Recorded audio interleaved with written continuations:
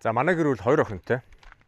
Том охин маань 11-тэй, бага охин маань сая 5 нас хүрсэн. Тэгээ бид хоёр мэдээж 2 охиндоо зориулж хөрөнгө оруулалтын данс нээсэн.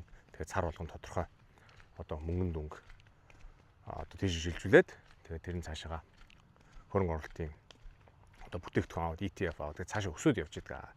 За тэгээд энэ жилээс юуг өөрчилсөн бэ гэхээр одоо нөгөө сар болгоны тогтмол хөрөнгө оруулалтынхаа хажуугаар нь том охиныхоо төрсөн өдрийн бэлэг ч юм уу, хүн амтны өгсөн мөнгө юу гэдэг нь те. Тэднийх нь 50% нь өөрийнх нь хөрөнгө оруулалтын данс руу хийдэг болсон.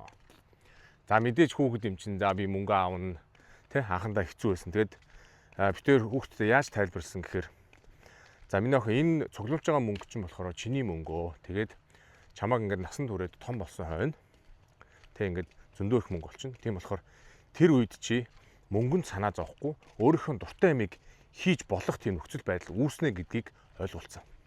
Тэгэхээр хүүхдүүд чинь нөгөө нэг гой мөрөөдөлтэй те дуулна, бүжиглэн, эмч болно, хансар хэсэгч болно, гал унтраагч, цагдаа юу гэдгийг гой мөрөөдөлтэй. Тэгээ тэр мөрөөдлөөрөө цаашаа хийж болох юм байна. Би эрен мөнгөтэй олчих юм бол. Мөнгөгүй байх юм бол мэдээж мөнгөний төлөө ажиллах болно. Дуртай дургүй юмаа хийн. Тэгэд тэрийг ойлгуулчих юм бол ер нь их айтаахан болцсон байгаа. Тэгээд та бүхэн ч гэсэн туршаад үзээрэй.